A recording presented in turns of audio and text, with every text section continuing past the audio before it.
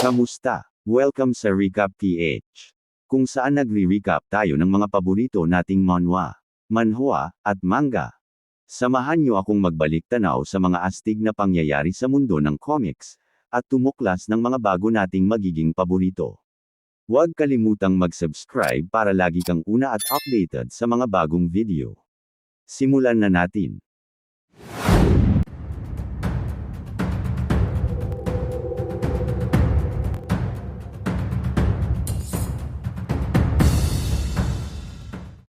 Matapos ipaliwanag ng dalagang si Mirio sa kanyang kapatid ang mga nangyari at ang dahilan kung bakit nila kasama ang ating bida, ay naunawaan na nitong ang binata sa kanyang harapan na nakahawak sa katawan niya ay siya rin mismong nagligtas sa kanyang buhay. Bagamat masaya ang dalawang dalaga sa kinalabasan ng ginawang pagtulong ng ating bida, ay hindi naman maintindihan ng kanyang kaibigan kung bakit hindi pa rin tumitigil ang binata sa kanyang ginagawa. Kasunod nito ay tinanong niya ang ating bida kung hanggang kailan niya raw hahawakan ang katawan ng kanyang kapatid. Natawa na lang ang dalaga habang pinagmamasdan ng kanyang kapatid na masama ang tingin sa ating bida, at sinabing maaari raw nilang pabayaan muna ang binata sa kanyang malalim na konsentrasyon at hintayin na lang na matapos. Ang ating bida naman ay hindi makapaniwala kung gaano kalakas ang malamig na enerhiyang nagmula sa katawan ng dalaga. Bagamat lubhang mas marami ito kumpara sa kayang tanggapin ng isang individual ay ito na raw ang kanyang pagkakataon para mas lalong lumakas pa. Maya-maya pa ay tuluyan nang nakuha ng ating bida ang lahat ng malamig na enerhiya mula sa katawan ng dalaga, dahil dito'y hindi makapaniwala ang binata nang magawa nitong makakuha ng 4 na beses na mas maraming enerhiya kumpara sa orihinal niyang taglay kanina. Dagdag pa ng binata ay kailangan na lang daw niyang uminom ng lason para madagdagan pa ang kanyang enerhiya, pero agad na natigilan ang ating bida nang mapansin ang dalaga na kanyang tinulungan na nakatingin sa kanya, habang ang kanyang kaibigan naman ay pinagmamasdan ang kanyang mukha ng may matinding pagdududa. Hindi na nagawa pang makapagsalita ng binata dahil sa hindi magandang sitwasyon na kanyang nadatnan matapos tulungan ang magkapatid. At habang may itsurang labis na kinakabahan ay mabilis din itong inalis ang kanyang kamay na kanina pa nakahawak sa walang saplot na katawan ng dalaga. Pero ayon naman sa dalaga ay hindi na raw kailangan pang matakot ng ating bida, dahil naipaliwanag na raw ng kanyang kapatid ang lahat ng kailangan niyang malaman at lubos din daw siyang nagpapasalamat sa pagliligtas ng binata sa kanyang buhay. Masaya namang sumagot ang binata na bilang pinuno ng kanilang angkan ay obligasyon niya raw na alagaan ang kanyang nasasakupan, pero sandali siyang natigil sa pagsasalita nang dumating ang ama ng magkapatid kasabay ng pagtatanong nito sa mga dalaga kung maayos pa ba ang kanilang kalagayan. Nang hilakbot naman ang magkapatid sa biglaang pagbabalik ng kanilang ama dahil siguradong magkakaroon ng malaking di pagkakaunawaan sa pagitan nila ng ating bida, hindi nga lang nito nadatnang may kasamang binata ang kanyang mga anak na dalaga, wala ring saplot sa katawan ng isa sa mga ito. Hindi rin nagtagal, gaya ng kanilang inaasahan ay mabilis na tinanong ng galit na lalaki kung ano raw ang ginawa ng ating bida sa kanyang mga anak. Kasunod nito ay agad rin namang nagpaliwanag ang dalawang dalaga na mali raw ang kanyang iniisip sa nadatnan niyang sitwasyon.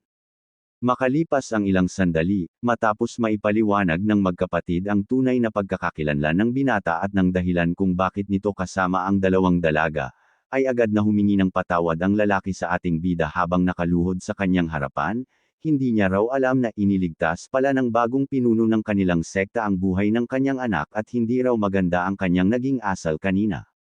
Pero ayon naman sa ating bida, kahit sino raw talaga ay hindi maiintindihan ang sitwasyon sa simula kaya't hindi na raw nito kailangan pang humingi ng pasensya. Kasunod nito ay muling nagpasalamat ang lalaki sa binata dahil hindi na raw mamamatay pa sa kanyang harapan ang mga dalaga. Dagdag pa ng lalaki, habang nagpapatakbo raw siya ng isang kumpanya ay nahulog ang kanyang loob sa isang babae na galing sa angkan ng mga tang, kaya't napagpasyahan niya na dito na lang sa Sichuan manirahan at bumuo ng pamilya kasama ng asawa niya kalaunan. Sa kasamaang palad ay nagkaroon din daw ng parehong kondisyon ang kanyang asawa at hindi rin nagtagal ay binawian na ito ng buhay, kaya't inubos niya raw ang kanyang kayamanan sa paghahanap ng lunas para hindi matulad sa kanilang ina ang mga dalaga pero wala raw talaga siyang nakita. Hindi na rin daw alam ng lalaki ang kanyang gagawin para mailigtas ang kanyang mga anak kaya't lubos daw siyang nagpapasalamat, na tumulong ang bagong pinuno ng kanilang angkan ng walang pag-aalinlangan at walang hinihinging kabayaran. Dahil dito'y mabilis daw siyang pupunta sa lokasyon ng bagong pinuno sa sandaling tawagin siya nito para gawing ang kahit anumang bagay, na siya rin namang muling sinagot ng binata at sinabing ginawa niya lang talaga ang kanyang tungkulin sa kanilang lahat. Nagtanungin naman ng ating bida kung bakit tila tahimik raw sa loob ng kumpanya ng lalaki, ay agad naman itong sumagot na hindi na raw sila madalas lumabas ng kanilang bayan simula nang mawala ang kapangyarihan ng mga tang at lumakas ang impluensya ng Black Death Alliance.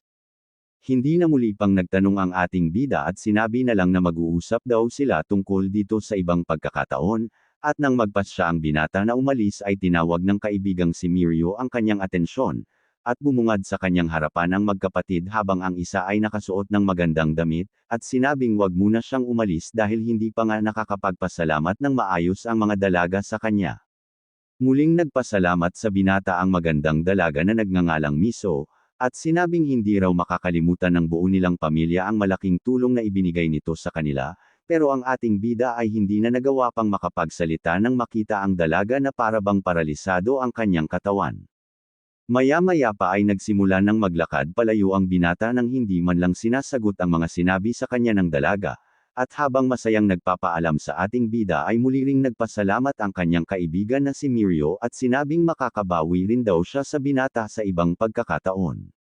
Pero nang mapansin ni Miso ang kakaibang reaksyon ng ating bida ay hindi nito naiwasan na itanong kung maayos daw ba ang kalagayan ng binata, at mabilis namang tinanong ng kanyang kapatid kung ano raw ang problema habang may malaking ngiti sa kanyang mukha.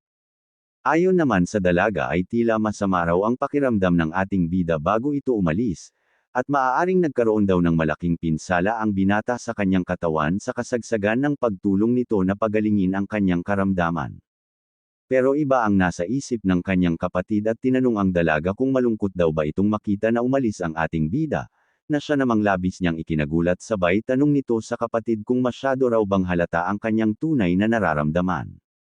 Pero ayon naman kay Mirio ay normal daw ang naging reaksyon ng dalaga, bagamat kahit sino raw talaga ay magkakaroon ng parehong pagtingin sa binata matapos ang ginawa nito sa kanya ay hindi rin naman daw nito kailangang mag-alala dahil wala pa raw siyang nakikitang higit na mas maganda kaysa sa kanya. Bukod pa rito ay malaki ang paniniwala ni Mirio na may pagtingin na rin ang ating bida sa kanyang kapatid, at nakangiting sinabi sa kanyang sarili na kahit wala raw binanggit ang binata ay halatang halata raw sa reaksyon nito ang malaking paghanga nang makita ang magandang itsura ng dalaga kanina.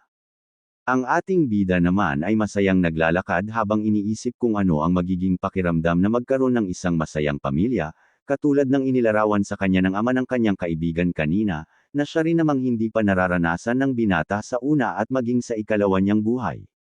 Dahil dito ay hindi tuloy na iwasan ng binata na isipin ang mangyayari sakaling ang dalagang si Miso ang kanyang mapang asawa, na mula sa magkasintahan ay makakabuo rin siya ng sariling pamilya kasama ng dalaga, panonoorin na lumaki ang kanilang anak at tuturuan ng martial arts ng kanilang angkan, hanggang sa magkaroon na rin ito ng kasintahan at kalaunan ay mabibigyan na rin siya ng apo sa unang pagkakataon sa kanyang buhay. Natawa na lang ang ating bida sa kanyang sarili matapos mangarap na magkaroon ng isang apo kasama ng dalaga. Sa una nilang pagkikita, hindi rin ito lubos maisip na kakabahan siya ng husto sa pagtingin lamang sa isang individual na kahit sa una niyang buhay ay hindi nangyari. Dagdag pa ng binata, mukhang ganito raw talaga ang pakiramdam na mamuhay ng normal gaya ng matagal niya ng pangarap, kaya't sana raw ay magkaroon pa siya ng tsansa na bisitahin ang dalaga sa ibang pagkakataon para mas lalo pa silang magkakilala. Pero hindi pa rin maialis ng ating bida sa kanyang isipan ang mga sinabi ng lalaki sa kanya kanina, dahil muli na naman niyang narinig ang epekto ng malaking impluensya ng Black Death Alliance sa kanyang nasasakupan. Bagamat hindi raw nito direktang inatake ang kanilang angkan gaya ng ginawa ng Demon Lord sa nakaraan, ay aktibo namang nakialam ang mga kasapi nito sa naganap na kompetisyon kaya't hindi pa rin niya maaaring isantabi ang panganib na dala ng alyansa.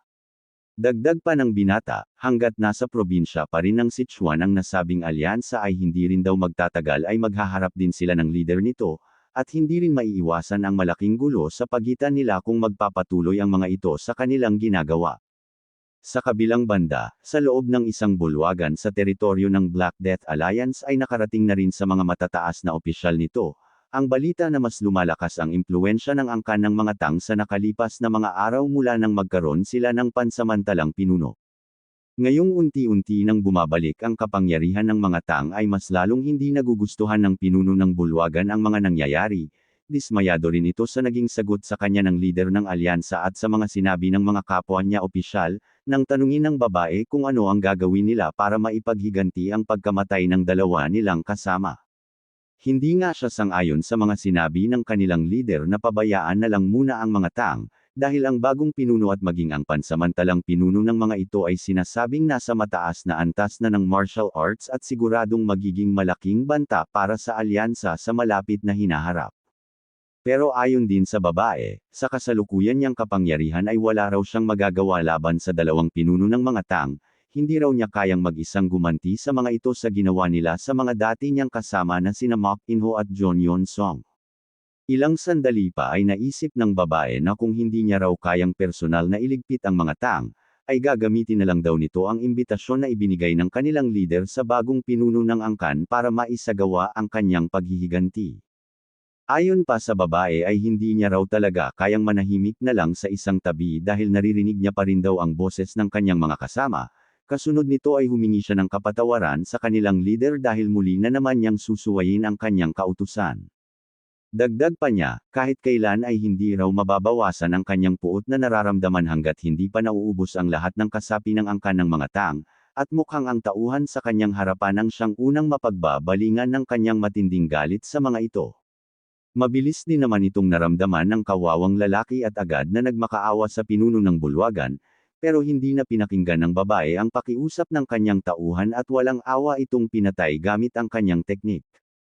Kasunod nito ay mariing sinabi ng babae na makakaasa raw ang ating bida, na paghahandaan niya ng husto ang kanilang pagkikita sa gaganaping pagtitipon ng mga kilalang pamilya at sekta sa buong probinsya ng Sichuan, at sisiguruhing tuluyan nang babagsak ang kanilang angkan at mawawala sa kasaysayan ng martial arts. Sa kabilang banda, sa loob ng residensya ng ikalawang elder ay pinag-uusapan ng matanda at ng kanyang pamangkin kung ano ang kanilang gagawin, dahil sa patuloy na paghina ng kanilang impluensya sa angkan matapos maging pinuno ng ina ng ating bida. Pero ayon naman sa ikalawang elder, nangyayari daw ang lahat ng ito sa kanila dahil sa kapabayaan nilang mag-ama, kaya't hindi raw dapat siya ang tanungin nila kung ano ang gagawin dahil hindi naman daw siya ang may kasalanan kung bakit nawawalan na sila ng kapangyarihan. Hindi tuloy na iwasan ng matanda na sisihin ang binatang si Moon Chan kung bakit sila pinag-iinitan ng ating bida, dahil daw sa kakulangan nito na alamin ang tunay na kakayahan ng kanyang katunggali, at sa patuloy na paghahanap ng mga kalaban ay nasira na ang lahat ng kanyang pinaghirapan sa matagal na panahon.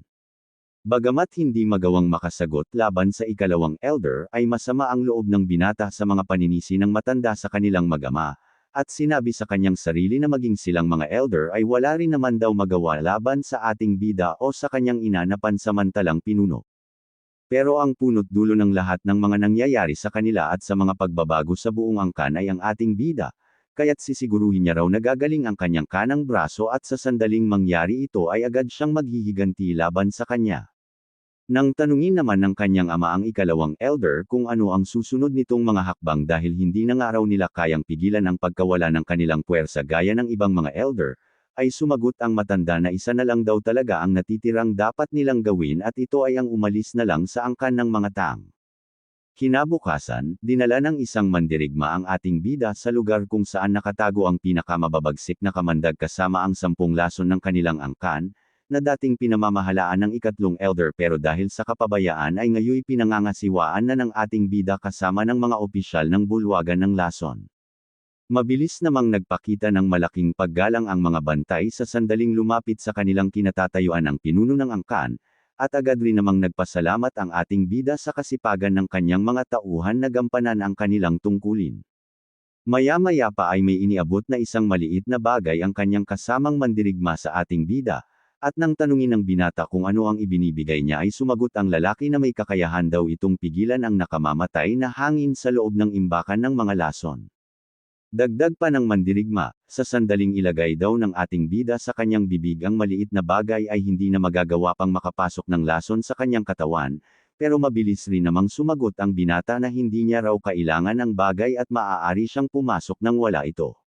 Labis naman itong ikinagulat ng mandirigma at agad na itinanong sa ating bida kung ano raw ang dahilan nito sa hindi paggamit ng kanyang ibinibigay, na siya namang mabilis na sinagot ng binata at sinabing ginamit na raw ng maraming tao pati ng ikatlong elder ang maliit na bagay. Ayon naman sa mandirigma ay maayos daw na napapanatili ang kalinisan nito pagkatapos gamitin ng isang individual kaya't nakasisiguro siyang ligtas itong magagamit ng pinuno, pero muling iginiit ng ating bida na hindi niya raw talaga ito kailangan at hindi rin naman daw siya malalason kahit pumasok siya ng walang dalang kahit ano. Pero nagmatigas pa rin ang mandirigma at sinabing kahit hindi siya naaapektuhan ng maraming klase ng lason ay kailangan niya pa rin daw itong gamitin. Kasunod nito ay muli niyang inilagay ang maliit na bagay sa harapan ng binata na bakas ang labis na pagkainis sa kanyang mukha. Hindi rin nagtagal ay naglakad na patungo sa imbakan ng mga lason ang ating bida kasabay ng pag-uutos nito sa isang bantay na buksan ang tarangkahan para makapasok na siya, habang ang mandirigma naman na nangungulit sa binata ay nakadapang may bukol sa kanyang ulo matapos dagukan ng ating bida dahil sa hindi nito pakikinig sa mga sinabi sa kanya. Nang makapasok na ang binata sa imbakan ay namangha ito sa maayos na kalagayan ng lugar. At mukhang napanatili raw itong malinis dahil dito nakatago ang mahahalagang lason ng kanilang angkan. Kasunod nito ay naintindihan na rin ng ating bida kung bakit ganun na lang ang pangamba ng mandirigma, dahil mabilis daw na mamamatay ang mga ordinaryong martial artist sa sandaling pumasok dito. Bagamat nabawasan na raw ang kanyang enerhiya dahil sa pagsasanay ng teknik na natutunan mula sa kanyang ina, ay nararamdaman pa rin daw ng ating bida ang kakaibang bagsik ng lason na nakahalo sa hangin sa kanyang paligid. Gayunpaman, para sa katulad niya na may mabisang abilidad at malakas na depensa laban sa anumang uri ng lason ay tila isang malinis na lugar na may sariwang hangin ang kanyang pinasok, bagamat hindi pa rin daw ito sapat para magamit niya ang kanyang martial arts gaya ng dati ay nararamdaman pa rin niya na unti-unting nadaragdagan ang kanyang enerhiya. Dahil dito ay mukhang kailangan niya raw talagang uminom ng lason na may kamandag na kasing lakas ng 10 lason ng kanilang angkan, pero ayon din sa kanilang batas ay hindi niya raw ito maaaring gamitin sa kanyang pansariling pakinabang kaya't aatasan na lang daw niya ang kaibigang si A. John na gumawa nito sakaling matagpuan niya ang mga sangkap. Maya-maya pa ay may napansin na kakaiba ang ating bida mula sa isang sulok ng imbakan at agad niyang sinuri ang baluktot na daloy ng hangin mula rito. Hindi rin nagtagal ay napag-alaman niya na isa itong pormasyon na malaki ang pagkakatulad sa ginagamit na abilidad ng mga jegal. Pero ayon sa ating bida ay imposible raw na magkaroon ng ganitong pormasyon ang mga jegal sa loob ng kanilang imbakan ng mga lason, bukod pa rito ay mukhang hindi rin naman daw ito galing sa abilidad ng mga pakyalamerong guro matapos niya itong suriin ng mabuti. Dahil nakuha nito ang kanyang interes ay napagpasyahan ng binata na tignan na lang kung ano man ang itinatago ng pormasyon, mabilis niyang kinuha ang kanyang punyal at ginamit ang abilidad na may kakayahang tagpasin maging ang mga ilusyon, at labis na ikinagulat ng ating bida ang mga sumunod niyang nakita. Isang malawak at maliwanag na lagusan ang bumungad sa harapan ng ating bida. Sa dulong bahagi naman nito ay may kakaibang bagay na nakatago at napapaligiran ng mga dilaw na talisman na may nakasulat na mahigpit na ipinagbabawal. Dahil sa kanyang mga nakita ay sigurado na ang binata na hindi ito kagagawa ng abilidad ng mga jegal. Sa halip ay ginawa raw ang pormasyon na kanyang natuklasan gamit ang matinding kapangyarihan ng isang salamangkero. Gaya ng isang martial artist na malaki ang kagustuhan na maging pinakamalakas sa martial arts, ang mga salamangkero naman ay may parehong pagnanasa sa larangan ng salamangka at may layunin na malagpasan ang limitasyon ng isang tao para maging isang immortal. Hindi tuloy na iwasan ng ating bida na maalala ang kanyang ginawang pagsasanay sa nakaraan niyang buhay, nang siya ay inilagay sa isang pormasyon na ginawa ng isang salamangkero na punong-puno ng mababagsik na halimaw na hindi niya rin nalalaman kung ano ang mga pangalan. Pero ayon din sa binata, ang mga salamangkero ay mga makasariling individual na nakikipag-ugnayan lamang sa iba para sa mga pansarili nilang interes, kaya't hindi niya lubos maisip kung paanong nagkaroon ng ganitong klase ng pormasyon sa loob mismo ng imbakan ng mga lason ng kanilang angkan. Ganito rin ang naaalala ng ating bida na sinabi ng kanyang master sa nakaraan niyang buhay. Likas daw talagang makasarili ang mga salamangkero dahil mas interesado sila sa mga espiritu at mga demonyo kaysa sa ibang mga bagay para sa kanilang paghahanap ng paraan na maging isang immortal. Nang tanungin naman ng ating bida kung paano raw nagkaroon ng mga kakilalang salamangkero ang kanyang master gayong hindi pala sila mahilig makipag-usap sa mga tao, ay sumagot ang matanda na kusa raw silang magmamakaawa na makipag-usap kapag binugbog mo sila ng walang dahilan araw-araw. Pero ayon din sa binata ay imposible raw na may kahit sino sa kanilang angkan na parehong mag-isip na gaya ng kanyang master, kaya't nakasisiguro ang ating bida na mayroong isang bagay ang mga tang na pumukaw sa interes ng isang salamangkero. Malaki rin ang hinala ng binata na malakas ang taglay na lason ng bagay na ito dahil nagagawa pa rin itong makalabas sa kabila ng daan-daang talisman na nakakabit dito. Bagamat hindi ito ang kanyang tunay na pakay sa pagpunta sa imbakan kundi alamin ang mga sangkap sa 10 lason ng kanilang angkan, ay mukhang mas interesante raw ang kanyang natuklasan ngayon kaya't napagpasyahan ng ating bida na magpatuloy sa kanyang pagsusuri. Maya-maya pa ay narating niya na ang hangganan ng lagusan at hindi makapaniwala ang binata sa kanyang natagpuang bagay na nakatago sa loob ng pormasyon, ang lalagyan ng ika-10 lason ng kanilang angkan na sinasabing matagal nang nawala ay nasa kanyang harapan at nababalot ng maraming talisman. Bagamat hindi maintindihan ng binata kung anong klase ng lason ang nangangailangan ng matinding selyo, ay napagpasyahan pa rin itong alisin ang mga talisman at buksan ang lalagyan ng lason, pero mabilis ring tumalsik ang kanyang kamay sa lakas ng salamangka na ginamit para protektahan ang bagay na nasa loob nito, at ilang beses daw na mas matibay ang pormasyon na ginamit sa lalagyan kumpara sa mga karaniwan na niyang nakita. Pero hindi naman daw imposible na alisin ang mga ito ayon sa ating bida dahil ang kailangan niya lang gawin ay maingat na tagpasin ang bawat isang talisman na nakaharang, maging ang mga nakadikit sa mismong lalagyan ng lason ay tatanggalin na rin ng binata para tuluyan ng makita ang nasa loob nito. Ilang sandali pa ang lumipas, matapos ang maraming pag-atake ay matagumpay na naalis ng ating bida ang lahat ng talisman sa lalagyan, pero dahil sa kanyang ginawa ay napatunayan na ng binata kung gaano karami ang enerhiyang nawala sa kanya sa pagsasanay ng teknik na natutunan mula sa kanyang ina, dahil hindi gaya ng nangyari ngayon ay makakaya raw niyang alisin ang mga talisman sa loob lamang ng isang pag-atake. Mabilis ding napansin ng ating bida ang mas makapal at mas malakas na lason na nagmumula sa lalagyan matapos alisin ang mga selyo. Bagamat hindi maganda ang kanyang pakiramdam ay napagpasyahan pa rin ng binata na magpatuloy sa pagsusuri kung ano ang nasa loob nito. Hugis ng isang ahas ang makikitang nilalaman ng lalagyan ng ika-10 lason ng mga tang, at habang unti-unti itong binubuksan ng ating bida ay sinabi ng misteryosong nilalang sa kanyang sarili, na tuluyan ng araw na wala ang kapangyarihan ng mga talisman na nagkulong sa kanya sa loob ng lalagyan. Dahil matagal na panahon na raw nang huli siyang makakita ng liwanag ay agad na tumakas ang nilalang sa sandaling mabuksan ang kanyang kulungan, kasunod nito ay isang malaking pagsabog ang naganap sa harapan ng ating bida na siya rin naman niyang mabilis na naiwasan. Labis na ikinagulat ng binata ang mga sumunod na nangyari dahil hindi nga lang sumabog ang lalagyan sa kanyang harapan sa sandaling buksan niya ito, mayroon ding isang lubhang mabilis na nilalang ang dali-daling umatake patungo sa kanyang direksyon ilang segundo pagkatapos. Wala nang sinayang na oras ang binata at agad na pinaghandaan ang paparating na pagsalakay mula sa misteryosong nilalang, pero mas mabilis ang ahas kumpara sa inaasahan ng ating bida at sa isang iglap lang ay nagawa na nitong makapulupot sa itaas na bahagi ng kanyang katawan.